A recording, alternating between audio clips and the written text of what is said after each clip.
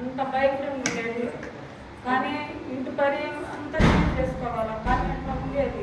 నాకేం ఎట్లా అవుతుంది, ఎందుకు దేవా నేను సరిపోయే స్థితిలో ఉన్నప్పుడు నన్ను పట్టుకున్నావు కదా, నన్ను లేపుతున్నావు కదా నువ్వు. నేను అన్ని ఎన్నో పూజలు చేశాను, దేవుని విగ్రహాలను పూజలు చేశాను.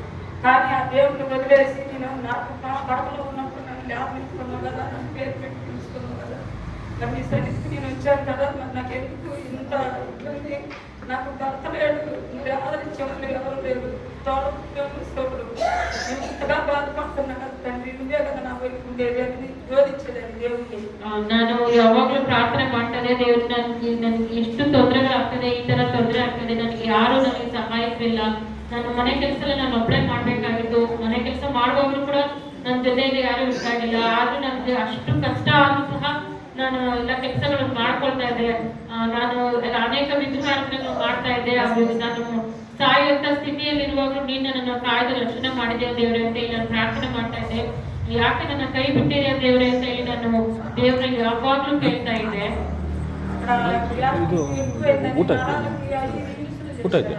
ಗ್ಯಾಸ್ಟ್ರಿಕ್ ಜಾಸ್ತಿ ಆಗಿದೆ ಅಂತ ಹೇಳ್ಬಿಟ್ಟು ನನ್ನ ನರಕ್ಕೆ 5 ಇಂಜೆಕ್ಷನ್ ಹಾಕಿದ್ರು. ಅದು ಕಡಿಮೆ ಆಗಲಿಲ್ಲ, ಆದ್ರೂ ಒಂದು ಬಾಟಲ್ ಹಾಕಿದ್ರು. అప్పుడు ఆ సమయంలో నేను భయపడి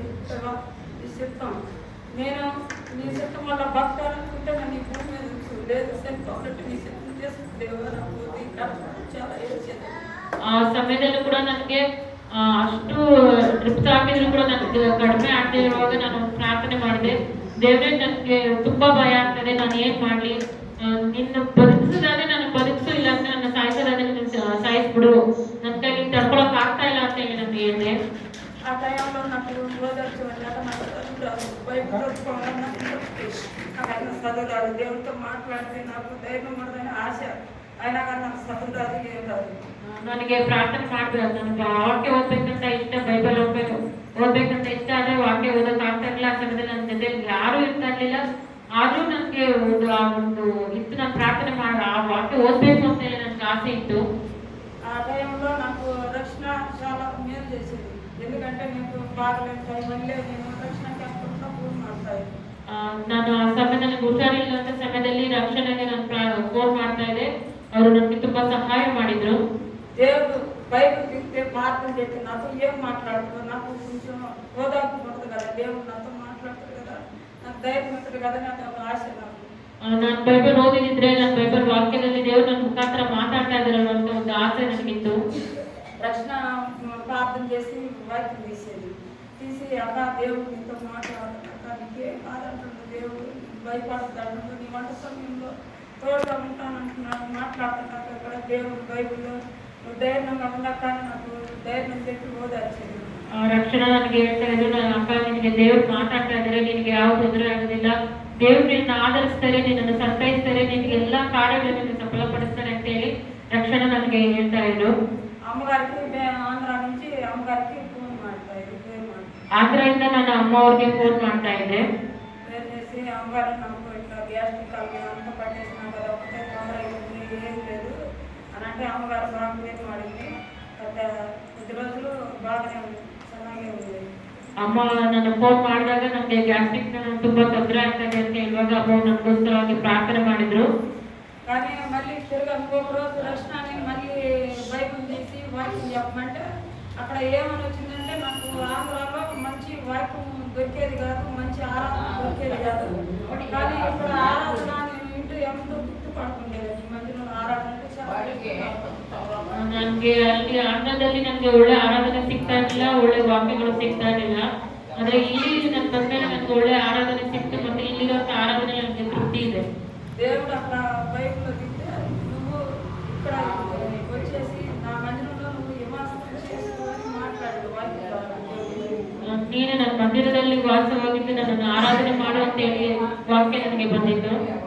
కానీ ఆ టైంలో నాకు అమ్మగారు పేరు మాడినాక మళ్ళీ సైతాన్గాడు అన్నీ అంతగా ఊరేస్తుందంటే అంతగా పడిపోయే స్థితిలో ఉన్న దేవాలయం పట్టుకోవడం నాకు ఎవరు లేరు, అసలు ముందుగా లేవు ఒకటే బోధించేది దేవుడికి. ಅದೇ ನನ್ನನ್ನು ಸೈತಾನ ತುಂಬಾ ಕೆಳಮಟ್ಟಿಗೆ ಕುಗ್ಗಿಸಿ ನನ್ನನ್ನು ಇದು ಮಾಡ್ತಾ ಇದ್ರು. ಆದ್ರೂ ನಾನು ಕಂಟಿನ್ಯೂ ನಾನು ಪ್ರಾರ್ಥನೆ ಮಾಡ್ತಾ ಇದ್ದೆ, ದೇವರೇ ನನಗೆ ಈ ಒಂದು ಕುಗ್ಗಿಸಿರೋದ್ರಿಂದ ನನ್ನ ಮೇಲೆ ಕೆತ್ತು ನನ್ನನ್ನು ಬಲಪಡಿಸು ಅಂತ ಹೇಳಿ ನಾನು ಪ್ರಾರ್ಥನೆ ಮಾಡ್ತಾ ಇದ್ದೆ. ಆಂಧ್ರಲ್ಲಿ ಈಗ ಎಲ್ಲಿ ಬೋರ್ దగ్గరికి వెళ్ళి ಮುಖం ಕడుಕ್ಕೊಂಡು ಆಂಧ್ರದಲ್ಲಿ ಬೋರ್ ಹತ್ರ ಹೋಗಿ ನಾನು ಮುಖ ತೊಳ್ಕೊಂಡೆ. ಬೆಳಗ್ಗೆ 7 ಗಂಟలకు పోయేవాడు. ಬೆಳಗ್ಗೆ 7 ಗಂಟೆ ಸಮಯದಲ್ಲಿ బాగా గ్యాస్ట్రిక్ పెట్టేసి ఇంకా కళ్ళు తిరుగుతుంది, నరాలంతా పట్టేసింది. ಜಾಸ್ತಿ ಗ್ಯಾಸ್ಟ್ರಿಕ್ ಆಗಿ ಕಣ್ಣು ತಲೆ ತಿರುಗ್ತಾ ಇತ್ತು, ಮತ್ತೆ ಕೈಕಾಲು ನರಗಳೆಲ್ಲ ಹಿಡ್ಕೊಳ್ತಾ ಇತ್ತು. ఏ ఒకటే మాట అన్నా, లేవా నేను అయిపోయినాను, చనిపోయి నీ దగ్గరికి వచ్చేస్తా, బతికుంటే బతికించండి, చేసి పైకి ఎత్తి ఆకాశంకి ఎగురుతుంది.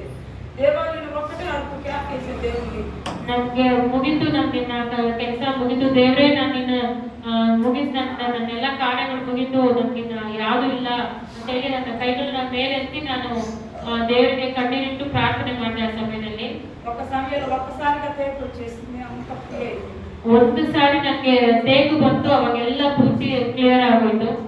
అదే సమయంలో దేవుడు మళ్ళీ ఇక్కడ నడిపించుకొని నాకు వచ్చేటప్పుడు ఎంత బేజారుగా ఉన్నానో, ఎంత నలిగిపోయానో, నేర్చుగా అంతగా వచ్చాను. వచ్చినాక ఇక్కడికి వచ్చినాక పోయిన ఆరాధనలో ఇక్కడ అందుకున్నాను, చాలా తృప్తిపడ్డాను. ಅದಾದ್ಮೇಲೆ ನಾನು ಅಲ್ಲಿಂದ ಇಲ್ಲಿಗೆ ಬರೋಕೆ ದೇವರು ಸಹಾಯ ಮಾಡಿದ್ರು. ಅದಾದ್ಮೇಲೆ ಹೋದ ವಾರ ನಾನು ಆರಾಧನೆಗೆ ಬಂದೆ, ಮತ್ತೆ ಈ ವಾರ ಕೂಡ ನಾನು ಆರಾಧನೆಗೆ ಬಂದಿದ್ದೇನೆ. కానీ నిన్నటిదాకా కూడా మళ్ళీ ఇక్కడికి వచ్చినాక మన ఆరాధన హాస్పిటల్లో 3 బాటిల్ ఇచ్చింది. ನಿನ್ನೆ ಕೂಡ ನನ್ನ ಹಾಸ್ಪಿಟಲ್ಗೆ 16,600 ರೂಪಾಯಿ ನಾನು ಹಾಸ್ಪಿಟಲ್ಗೆ ಕೊಟ್ಟಿದ್ದೀನಿ. మళ్ళీ 4 రోజులు గడిచింది, ಮತ್ತೆ 4 ದಿವಸ ಆಯ್ತು. మళ్ళీ తిరగా అట్లే ఉంది. ಮತ್ತೆ ನನಗೆ ಅದೇ ರೀತಿ ಆಯ್ತು. మళ్ళీ అమ్మగారికి ఫోన్ ಮಾಡಿ ప్రార్థన చేసుకున్నాను. ಅಮ್ಮ ಅವ್ರಿಗೆ ಫೋನ್ ಮಾಡಿ ನಾನು ಪ್ರಾರ್ಥನೆ ಮಾಡಿಸ್ಕೊಂಡೆ. ఏం పర్వాలేదమ్మా, ಚೆನ್ನಾಗಿರ್ತದೆ, ఏం భయపడద్దు అని చెప్పినాము. ಏನು ಪರವಾಗಿಲ್ಲಮ್ಮ, ನೀನು ಭಯಪಡಬೇಡ, ದೇವ್ರು